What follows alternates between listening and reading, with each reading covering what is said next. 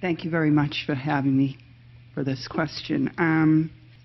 My recent male companion of 6 months has just broken up with me. I have had brief moments of clarity and presence,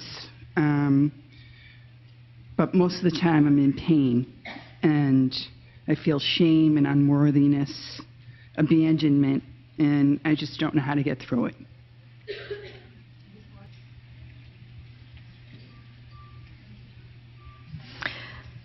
You know that that shame feeling and abandonment feeling is something old. I do. Yeah. Are you willing to go into that? I am. Then that's what you got to do. Because you're going to, if you don't, you'll keep choosing that. You know, whether he's not abandoning you. I mean, in a way, you can say, the mind could interpret it that way, but for you, he's abandoning the little girl who was abandoned. And we all get abandoned when we're not seen.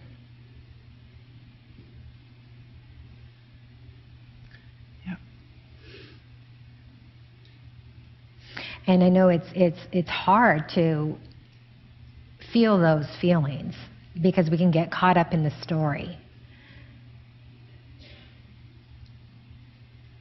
But when you notice that the story comes up, if you can remember to let go of the story and just to feel those feelings and work the energy out of the body in terms of the feelings, allow it, integrate.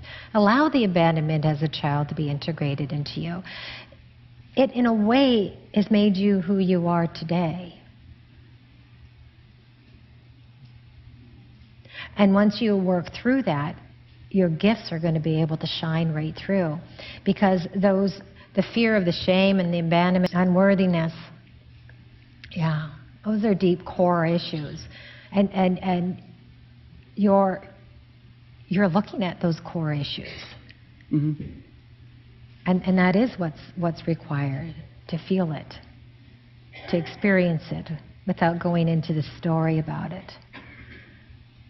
And once you start feeling the really deep pain again, you know you're in the story again. How do you do that? Like, how do you let yourself feel it? I think I've been holding it down for so long. I see it intellectually, but I don't get that knowing. So you allow your body to feel it. You allow your body to see it again.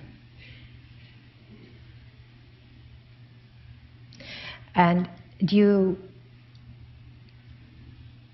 who in your life has abandoned you? My father. Your father. Yeah. So I pick bad men. But it's like the cycle. No, they're not bad men. No, they're not bad. They're not bad. Oh, yeah, sure. They're bad. No, they're not. I know that. But men that aren't right for me. Yeah. And they give me exactly what he did. What did he do? Abandons me. No. No. No. That's what you think he did. What did he do? Tell me. He left like all forms leave.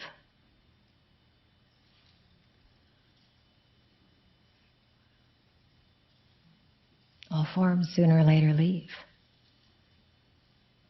We're not abandoned. We abandon ourselves by thinking that something outside of us is going to fill this empty hole when the empty hole is meant to be empty.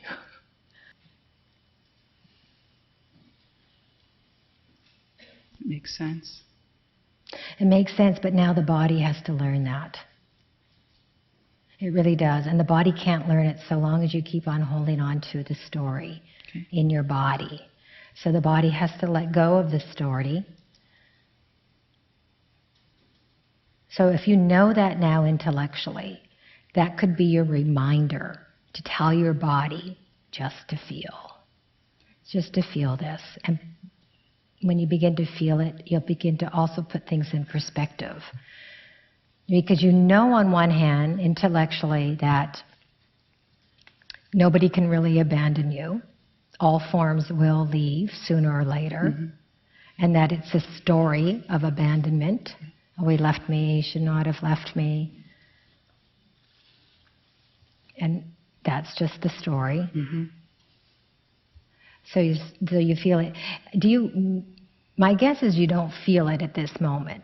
I don't see you feeling it at this moment. No, how can I in this environment, you know? Yeah. But tomorrow, when I go home... Well, you're not there yet, and you're not home, and it's not tomorrow, so...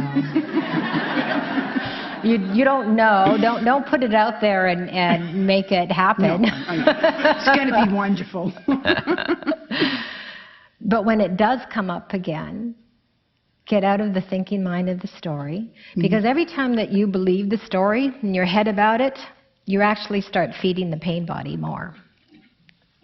Because every thought form is an energy. And as soon as you identify with that energy, it becomes stuck energy.